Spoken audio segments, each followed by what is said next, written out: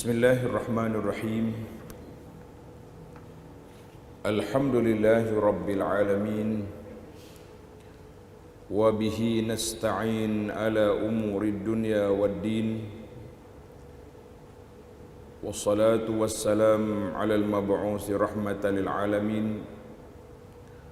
Nabiyyina wa habibina wa qudwatina Muhammad ibn Abdillah wa ala alihi wa sahbihi wa man sar ala nahjihi wa ihtada bihadihi wa istanna bi sunnatihi ila yaumiddin, amma ba'du. Muslimin dan muslimat, para pencinta ilmu sekalian, terutamanya yang dihormati pengurusi imam-imam alian terkuasa Masjid Al-Imam Syafi'i Taman Maluri, dan semua para jemaah, para pencinta ilmu, para pencinta Al-Quran dan juga sunnah Nabi sallallahu alaihi wasallam. Alhamdulillah, pada pagi ini 28 Syaban 1445, 9 hari bulan 3 24, sebagaimana yang diistilahkan oleh orang, kita berada di ambang Ramadan. Mana kita dengan Ramadan sangat dekat. Jadi tajuk yang sesuai untuk kita bincangkan pada kali ini iaitulah tadabbur ayat-ayat puasa. Ayat puasa ini duduk di mana?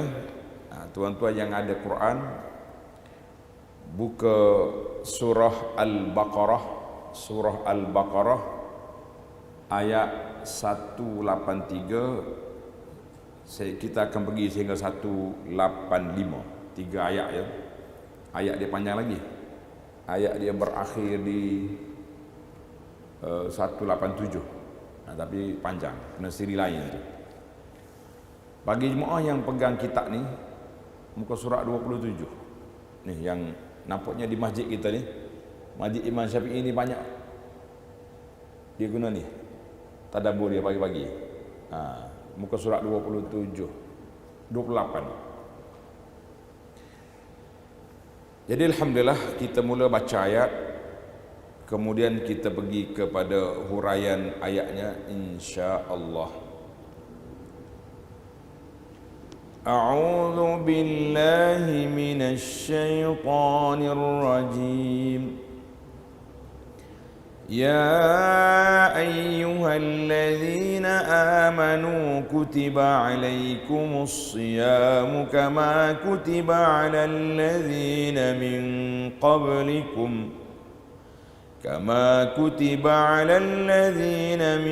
قبلكم لعلكم تتقون.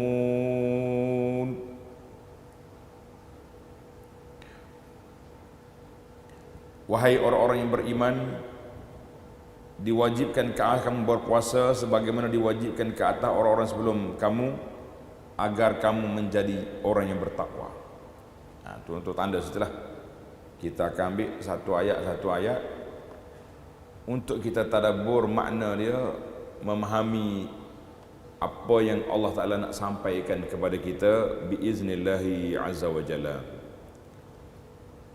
Kita dengan Quran, kita dengan ayat-ayat Allah Azza wa Jalla ini, kita kena tak dalam minda kita, Allah cakap dengan kita. Ayat Quran ni Allah tuju pada aku. Barulah kita terasa dekat. Ayat ni turun ke Yahudi, ayat ni turun ke Nasara, ayat ni turun akhir kali mana kita? Mana ada ayat turun ke orang Melayu? Yang turun ke orang Melayu ni benda lain. Maka kita letak satu persatu. Jadi dalam ayat ini menarik, ana baca kepada tuan-tuan ni, dia panggil ta'ammulat Quraniyah, tasyri' as-shaum, pensyariatan puasa dan hikmahnya sebagaimana disebut oleh Al-Quran, yang dinukilkan oleh Maulana Abul Hasan Ali An-Nadawi rahimahullahu taala. Tengok dalam ayat ini dia kata hiya ayatun, ayat 183 hingga 185 ni ayatun min suratil Baqarah. Ayat-ayat dari surah Al-Baqarah. Di antara perkara ajaib, perkara pelik yang berlaku iaitu berbezanya pensyariatan puasa dengan ibadat lain. Solat Allah sebut aqimus salah, sepatah. Dirikan solat. Berapa rakaat? Jam berapa? Tidak dinyatakan. Cuma ditafsirkan oleh hadis Nabi sallallahu alaihi wasallam. Nabi kita tafsir, Nabi kita lakukan solat, kemudian Nabi kita bersabda wasallu kama raaitumuni usalli. Tapi dalam bab puasa ni Allah Taala sendiri yang detailkan. Daripada 183 sampai 187 itu dia panggil ayatus siyam, duduk satu tempat dalam Quran untuk memudahkan kita memahami, menghayati dan menjiwai ibadat yang besar ini.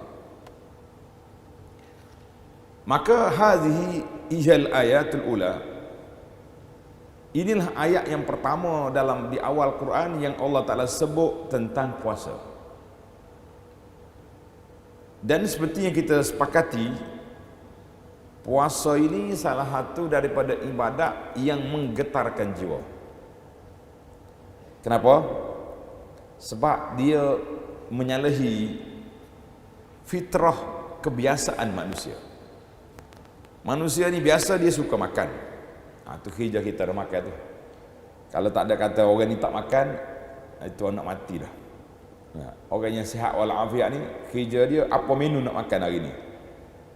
Daripada subuh sampai ke nak tidur, berapa kali makan, berapa menu yang kita nak selesaikan. Tiba-tiba datang satu undang-undang pensyariatan daripada Allah Azza wa Jalla, tak boleh makan. Berlawan ke tidak? Dia panggil bercanggah dengan kebiasaan jiwa nafsu manusia. Namun begitu, Allahu Akbar. Tapi dalam ayat ini Allah jawab terus supaya kita tidak bimbang. Apa dia dijawab? Ini dalam ayat 184, ayyaman ma'dudat. Allah kata jangan bimbanglah. Berapa hari je. Jadi bukan kata sepanjang hidup kita ni kena puasa. Puasa hanya satu musim, musim khairat, musim kebajikan, musim Allah Ta'ala nak beri peluang kepada kita supaya kita dapat gilap ilmu, gilap kita punya keimanan kepada Allah Azza wa Jalla. Maka ayyam ma'dudat. Ini di antara hikmah Allah letak ayat puasa satu tempat. Kalau membaca semua daripada 183, 185,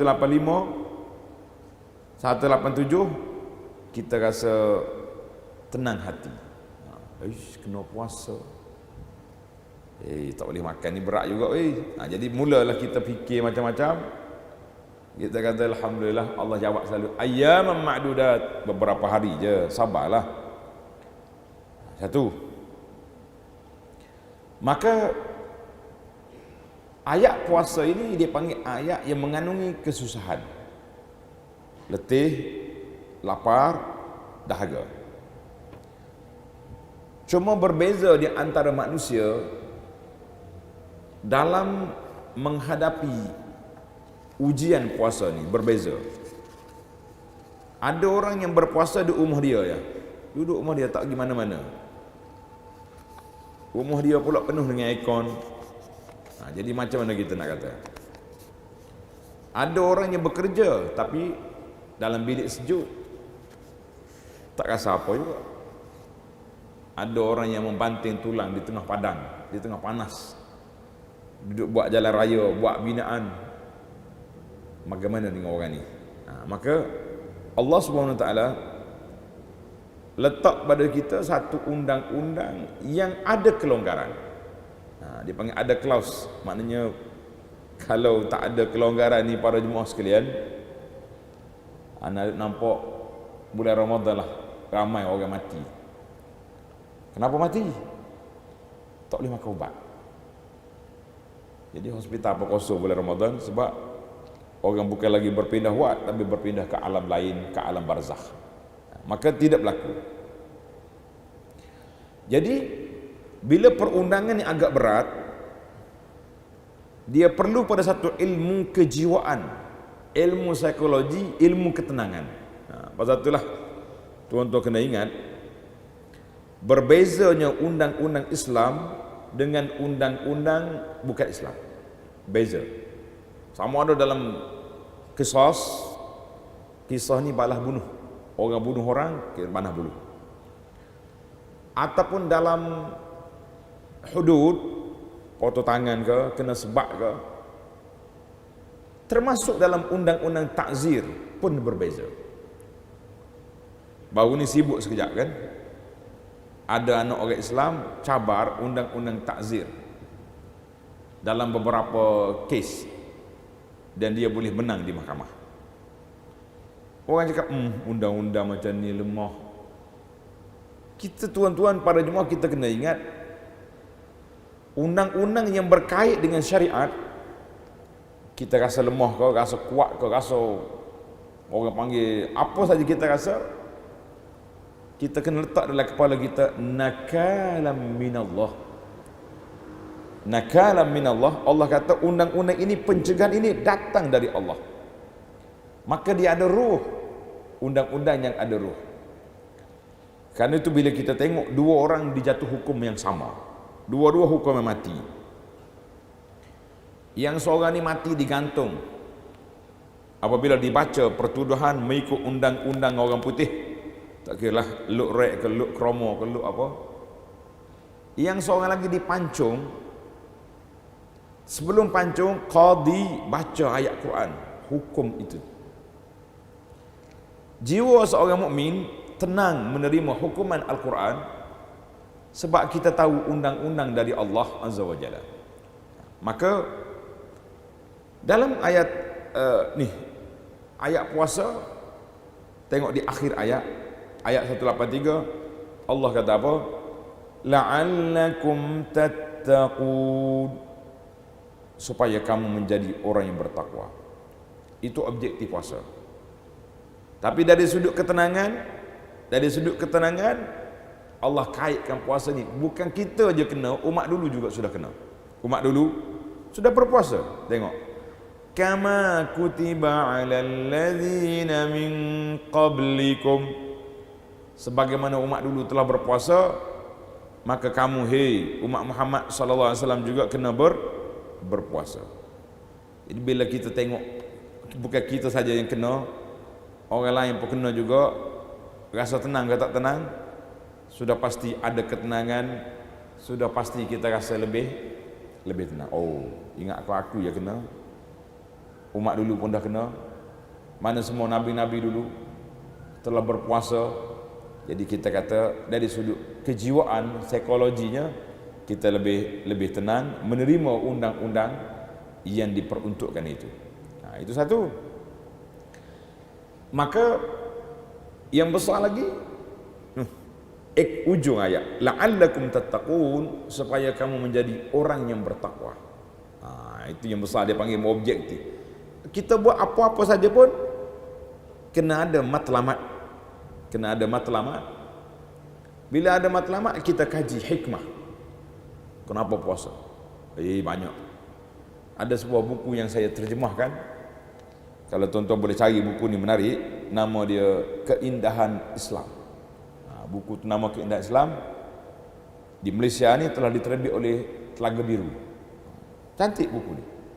Dalam buku ni menceritakan kepada kita tentang hikmah ibadat. Kalau puasa, kenapa puasa? Kalau zakat, kenapa bayar zakat? Haji, kenapa kita pergi haji? Maknanya setiap ibadat ada hikmah yang menyebabkan kita rasa kita buat ni ada matlamat. Baru kita rasa kuat, insya-Allah. Baik. Tengok ayat 183 dulu. Allah mula dengan ya ayyuhallazina amanu, wahai orang yang beriman.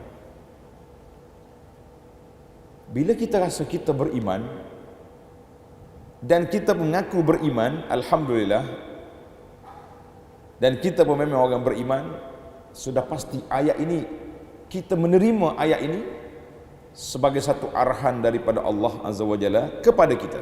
Bukan tuju pada orang lain, tuju pada kita. Seorang sahabat Nabi yang hebat, nama dia Ibnu Mas'ud radhiyallahu anhu. Ibnu Mas'ud ni alim besar. Dia duduk dekat Nabi sentiasa. Dia kata, apabila kamu dengar Allah Ta'ala sebut dalam Quran, ya ayyuhallazina amanu, wahai orang yang beriman, maka buka telinga kamu, celek mata kamu, lapangkan dada kamu, kerana selepas daripada ya ayyuhallazina amanu, di sana ada arahan yang Allah Ta'ala nak beri, atau ada larangan yang Allah Ta'ala nak sekat. Artinya bagi orang beriman, bila Allah panggil kita, kita kena celek mata, buka telinga, menerima apa yang disebut oleh Allah Azza wa Jalla. Sebab yang panggil kita itu Allah, Rabbuna wa Khaliquna wa Sayyiduna. Allah yang mencipta kita, Allah yang mentadbir hidup kita, Allah yang beri segala nikmat kepada kita. Tiba-tiba bila dia beri arahan, kita lawan? La. Ni kepada pejuang-pejuang yang duk berjuang dengan undang-undang yang bukan syariat, buka mata, buka telinga, bahawa Allah panggil kita, Allah yang beri, yang turunkan Quran. Dalam perundangan Islam, Allah kata apa? Tanzilum min hakimin hamid. Al-Quran ini turun daripada Allah Hakim, yang bijaksana, Hamid, lagi terpuji. Tiba-tiba waktu kita belajar sifat Allah, Allah Ta'ala bijaksana, Allah Ta'ala maha mengetahui, kaunuhu aliman, Allah Ta'ala maha. Tapi bila kita nak buat undang-undang, undang-undang Tuhan tak elok, undang-undang Allah Ta'ala tidak, berani kau. Ini dia panggil satu kebincangan yang berlaku. Maka bila kamu orang betul-betul beriman, tunduk, akur dan patuh kepada Allah Azza wa Jalla, kerana itulah Allah Ta'ala perintah kepada kita dalam beberapa ayat. Tanda ni para jemaah, para pencinta ilmu, tanda. Ayat yang pertama dalam surah An-Nur, ayat 51. Innama kana qawlal mu'minina idza du'u ila Allahi wa rasulihi liyahkuma bainahum an yaqulu sami'na wa ata'na wa ulaika humul muflihun. Orang mukmin bila dipanggil kepada Allah dengan Rasul sallallahu alaihi wasallam untuk dijadikan rujukan hukuman, apa dia kata? Sami'na wa ata'na, kami dengar, kami lihat. Itu sifat orang mukmin. Kita sebagai seorang mukmin, bila dengar ayat Allah, itu yang kita respon. Sami'na wa ata'na. Puak-puak Yahudi lain, sami'na wa asaina, kami dengar tapi tak mau ikut. Habis kita sekarang ni yang dicengkam oleh undang-undang sekular ni, sami'na, kita dengar Quran, tapi dalam bab undang-undang orang putih. La. Ini dipanggil, itu ayat yang pertama. Ayat yang kedua, tanda. Ayat yang kedua, Suratul Ahzab ayat 36. Suratul Ahzab ayat 36. Wa ma kana li mu'minin wa la mu'minah idza qadallahu wa rasuluhu amran an yakuna lahumul khiyaratu min amrihim. Tidak layak, tidak patut, tidak sepatutnya bagi seorang mukmin dan mukminah apabila Allah Ta'ala putuskan satu-satu dan Rasulnya putuskan satu-satu perkara daripada urusan agama, mereka ada pilihan lain. La. Tak apalah, Quran, hadis ini kami baca, kami beriman, tapi dalam beramal kita buat lain, kita kata satu kepincangan yang cukup merusakkan. Bila kita tak ikut, kita beriman tapi kita tak mau ikut. Itu katakan ini di antara kepincangan yang berlaku yang perlu diperbahaskan. Baik, satu. Maka dalam ayat seterusnya, kama kutiba 'alal ladzina min qablikum. Maksudnya orang beriman, orang yang akur kepada perintah Allah, orang inilah dia panggil hayatul nufus, orang yang jiwanya hidup. Kita nak tahu jiwa kita hidup ke mati, buka Quran. Setengah ulama ada kata daripada Ibn Qayyim, ada kata ulama lain, dia kata kamu cari hati kamu 3 tempat. Cari hati kita 3 tempat. Yang pertama, bila kita baca Quran, adakah kita rasa syuk-syuk? Gemetar ke tidak gemetar jiwa kita? Rasa lapang ke tak lapang dada kita? Rasa manis ke tidak? Satu. Yang kedua, ketika kita salat. Waktu kita salat, kita rasa suka tak suka salat? Kau panjang imam ni baca. Asyik dia maaf ke imam. Imam bukan panjang-panjang pun, satu muka je dia baca, tapi kita rasa lama, rasa penat, jemu. Kalau kita rasa happy, sebab itulah kita ni akan sambut Ramadan berapa hari lagi, kita dah siap sedia dah tanya dah masjid mana yang khatam Quran sepanjang Ramadan. Tu dia. Tarawih masjid kita ni berapa rakaat? Agak-agak imam sini boleh khatam ke tidak? Boleh. Tapi sampai pukul 11 kita hadir. Itu kekuatan jiwa. Ni kalau kita cari yang paling ekspres dalam dunia ni, surah mana yang paling ekspres? Sana 8 rakaat pukul 9:15 minit sudah siap. Nak kata apa? Jadi tengok jiwa. Yang ketiga, kita cari hati kita ketika kita bermunajat kepada Allah Subhanahu Wa Taala. Kita duduk seorang-seorang bangun tengah malam tahajud, kita berdoa kepada Allah Subhanahu Wa Taala, kita istighfar, kita minta ampun, kita taubat. Menangis tak menangis kita? Kalau kita rasa boleh menangis, insya-Allah hati kita masih bernyawa, kita kata alhamdulillah. Tapi kalau bangun malam asyik duk main telefon ya, handphone sana handphone sini, baca Quran pun tidak, zikir tidak. Ini ada setengah orang ni, dia waktu dia hantar WhatsApp pukul 5 pagi. Bila dia baca Quran? Bila dia munajat? Saya nak dakwah ustaz. Dakwah diri dulu sebelum orang lain. Kerana waktu tu waktu mustajab. Waktu Allah Ta'ala berfirman, hal min mustaghfir, ada orang minta ampun. Hal min taibin, ada orang yang sedang bertaubat. Ada orang yang berdoa. Itu yang ditanya dalam hadis sahih. Allah tanya beberapa perkara yang berkait dengan diri. Adakah orang sedang berdoa? Aku terima. Adakah orang yang sedang bertaubat? Aku terima taubat. Ada orang yang minta ampun, Dia tak sebut. Ada orang yang sebut apa ni, dia hantar WhatsApp ke masa ni? Tak. Dia kata cakap yang baik sikit. Mana ada WhatsApp zaman tu? Tak. Yang pentingnya waktu, setiap waktu tu ada waktu dia. Kerana tu hikmah. Kita bangun tahajud, solat.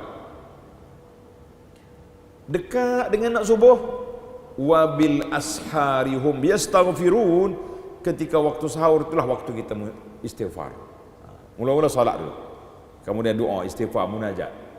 Selepas solat subuh tak ada lagi doa, tak ada lagi tak ada lagi solat sunat.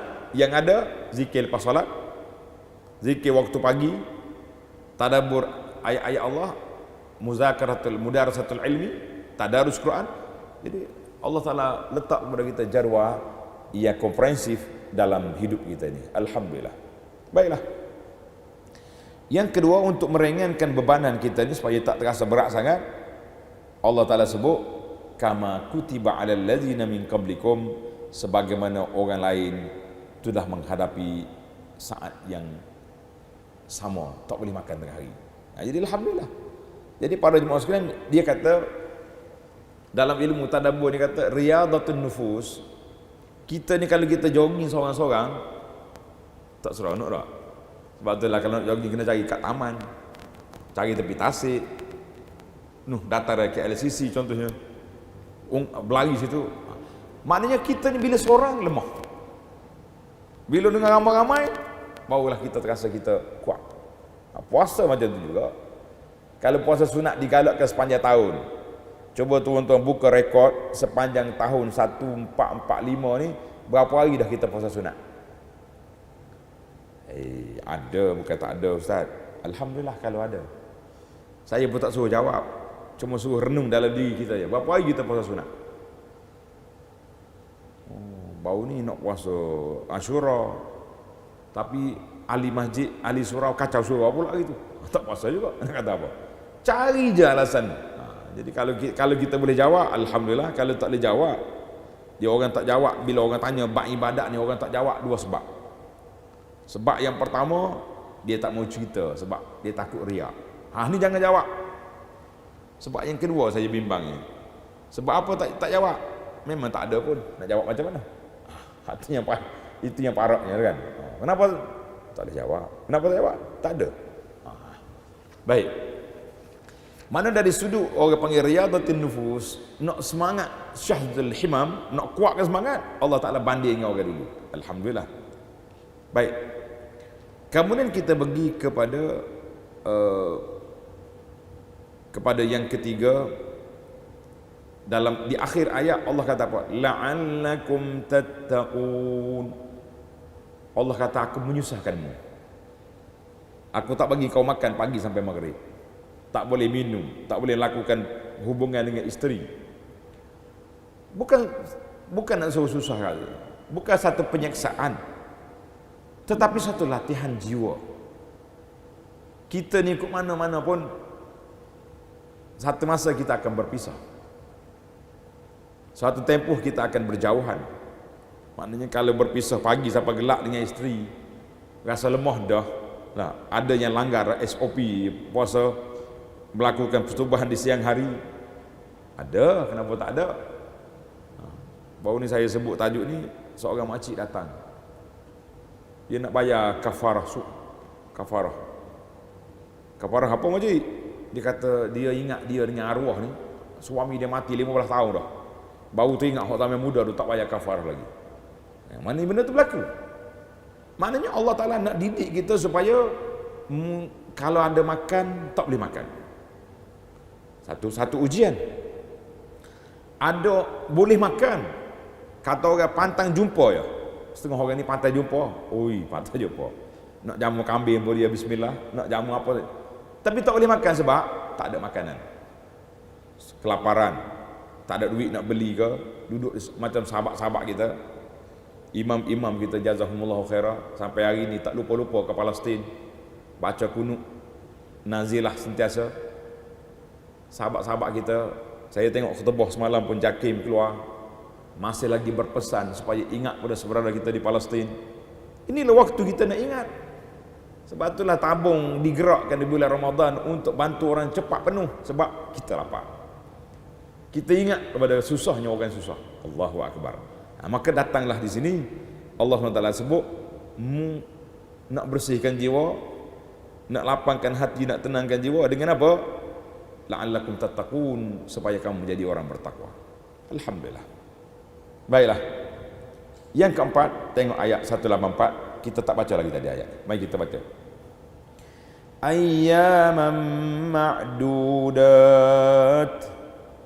فمن كان منكم مريضا أو على سفر فعدة من أيام أخر وعلى الذين يطيقونه فدية طعام مسكين فمن تطوع خيرا فهو خير له وأن تصوموا خير لكم إن كنتم تعلمون.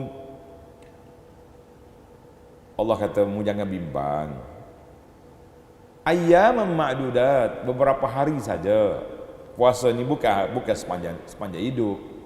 Ayyam ma'dudat maknanya daripada 29 ataupun 30 hari. Tak lebih daripada itu. Tak ada puasa dalam Islam 31 hari, tidak ada.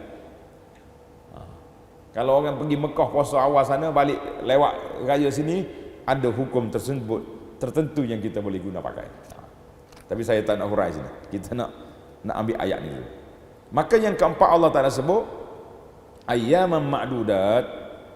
Kamu janganlah susah hati sangat. Hari puasa ni hari gembira, hari mendidik jiwa, hari cuti maidah usus kita daripada proses makanan di siang hari. Hanya beberapa hari yang berbilang. Kita ni kalau ada hari yang kita boleh hitung, kita rasa pendek. Awak pergi Mekah ni package berapa hari? 40 hari. Okey lah.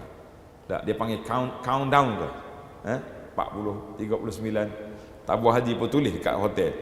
20 hari lagi wukuf. 19 hari lagi. Kita semangat menunggu. Jadi ayam madudat, beberapa hari yang berbilang saja. Janganlah kita rasa susah hati sangat. Kemudian Allah Ta'ala sebut di sini yang kelima, ada pengecualian dua kumpulan. Faman kana minkum maridan aw ala safarin, siapa di kalangan kamu sakit atau sedang bermusafir. Sakit atau musafir boleh buka puasa, tapi kena ganti. Fa'iddatum min ayyamin ukhar, ganti hari lain. Orang sakit tunggu sembuh, orang musafir bila balik ganti pada hari lain. Ana duk fikir, kalau Allah Ta'ala berhenti setakat ni ya, faman kana minkum maridan aw ala safarin, tak ada fa'iddatun, kosong kampung bulan Ramadan. Nah, bulan mana banyak Pak Haji, mana musafir, mana ini travel. Sebab apa? Semuanya boleh makan, tak payah ganti. Tapi kalau kita boleh makan pun, fa'iddatun min ayamin ukhar, ganti hari lain. Termasuklah muslimat kita, walaupun kena wajib kena buka puasa, tapi kena ganti. Puasa tak sama dengan solat. Solat wajib tak boleh solat, tapi tak boleh ganti. Puasa lah kena ganti. Jadi lain lah. Jiwa kita tu bila kena ganti, dia kata baik aku puasa dulu, dengan orang ramai-ramai lagi tenang. Maka yustasna min hadzat taklif, maknanya dikecualikan daripada taklif ini orang sakit dengan orang bermusafir. Jadi orang sakit dengan musafir kemudian diberi kelonggaran. Tengok ayat. Wa 'alal ladzina yutiqunahu fidyatun ta'am miskin. Orang yang mampu nak bayar fidyah, dia beri makan seorang miskin, dia boleh buka puasa. Faman tatawwa khairan fa huwa khairul lah. Siapa dia nak buat puasa lebih baik, wa antasumu khairul lakum in kuntum ta'lamun. Kalau kita puasa itu lebih baik. Apa maksud ayat ini? Tuan-tuan kena ingat, ayat ini permulaan Islam. Mula-mula disyariatkan puasa, boleh pilih. Nak puasa atau nak bayar fidyah kepada seorang miskin. Orang kaya bayar, orang miskin puasa. Orang kaya yang nak puasa, puasa. Tapi ayat ini bila turun ayat 185, tak boleh lagi pilihan, no choice, tak ada pilihan. Puasa, puasa. Kecuali awak sakit atau musafir, diberi rukhsah. Awak nak rukhsah? Diberi kelonggaran untuk buka puasa. Maknanya bukan boleh buka, tapi diberi kelonggaran untuk buka puasa. Boleh buka, kena ganti. Cuma ayat ini kekal kata kekal. Al-Imamul Mufassirin Habrul Ummah Ibnu Abbas radhiyallahu anhu, dia kata ayat ini tak mansukh. Ayat ini kekal kepada orang tua-tua yang tak larat nak puasa. Kita ni sekarang ni muda lagi tak? Kau tua dah, boleh puasa tu kira muda tu. Kalau tua tak larat. Jadi orang yang tua tak larat nak puasa, dia boleh, contoh doktor kata pakcik ni tak boleh puasa dah, kalau puasa nanti tumbang, nanti dia puasa lah setakat dia mampu. Sampai pukul 10 tak larat makan. Kemudian dia bayar supaya seorang miskin setiap hari. Boleh. Mana ayat ini untuk orang tu? Mana kalau ada di kalangan keluarga kita, ayah kita, mak kita, nenek, opah yang tak larat, dia boleh, dia puasa lah setakat mana dia boleh puasa. Kemudian dia buka puasa, dia bayar fidyah. Baiklah, kita akhir ayat kita. Masa kita sangat terhad. Ayat 185, mari kita baca ayat. شهر رمضان الذي أنزل فيه القرآن هدى للناس وبينات من الهدى والفرقان فمن شهد منكم الشهر فليصم ومن كان مريضا أو على سفر فعدة من أيام أخر يريد الله بكم اليسر ولا يريد بكم العسر ولتكملوا العدة ولتكبروا الله على ما هداكم ولعلكم تشكرون. Jadi Allah sebut di sini perkara yang ke-6, iaitu di awal Islam boleh pilih, bila mari faman syahida minkumus syahra falyasum. Faman syahida minkumus syahra falyasum. Siapa dia menyaksikan bulan Ramadan, wajib dia puasa, tak ada pilihan. Kecuali tengok Allah ulang balik ayat, wa man kana minkum maridan aw ala safarin, orang sakit atau orang musafir. Kenapa Allah Taala ulang balik di sini? Sebab dianya supaya tak keliru. Ayat 183 tadi boleh kan orang musafir dengan orang sakit. Jadi bila mari bulan Ramadan kena puasa, habis orang musafir dengan orang sakit macam mana? Allah ulang balik, wa man kana maridan aw ala safari. Masih lagi kekal, akta itu tidak diubah. Kemudian oleh kerana puasa ni susah, puasa ni berat, maka Allah bawa ala yuridullahu bikumul yusra, Allah nak suruh kamu senang, tak nak kamu susah. Jadi alhamdulillah, dengan adanya syariat puasa, dengan adanya kelonggaran-kelonggaran yang diberikan oleh Allah Azza wa Jalla, maka ulama-ulama semasa bersidang, ada beberapa senarai perkara-perkara semasa yang membatalkan puasa dan tak batal puasa. Macam injek orang demam pergi hospital, doktor nak masuk ubat, boleh. Telan ubat tak boleh lah, masuk ikut jarum, dibenarkan. Nak ambil sampel darah, dibenarkan. Jadi banyaklah undang-undang persidangan antarabangsa pekoh perubatan yang dihadiri oleh wakil-wakil daripada seluruh negara dunia, menyenaraikan perkara semasa perubatan yang tidak batal puasa. Alhamdulillah. Yuridullahu bikumul yusra, Allah nak suruh kita senang, bukan nak suruh susah. Kemudian Allah kata, bila selesai Ramadan, walitukmilul iddah, sempurnakan bilangan puasa 30 hari atau 29 hari, walitukabbirullaha ala ma hadakum, danlah kamu bertakbir memuji Allah kerana Allah Taala telah beri hidayah kepada kita. Hidayah apa? Hidayah dapat kita berpuasa sepanjang sebulan Ramadan. Alhamdulillah. Jadi ayat ni panjang lagi, tapi saya break sekat tu dulu. Ayat tadabbur ayat puasa uhilla lakum ini 187, iaitulah ayat kelonggaran yang Allah Taala beri. Tuan-tuan baca sendirilah, ayat tu panjang. Kelonggaran Allah Taala beri iaitulah puasa dikurangkan hanya dari subuh sampai ke maghrib. Yang awal Islam dulu boleh buka puasa 1 jam je, maghrib hingga isya. Bila betul ayat 187, uhilla lakum lailatus siyam, pada malam puasa makan. Puasa hanya subuh hingga maghrib. Alhamdulillah, bi ni'matihi tatimmus salihat. Jadi kesimpulan daripada ayat yang kita baca ni para jemaah sekalian, apa dapat kita simpulkan?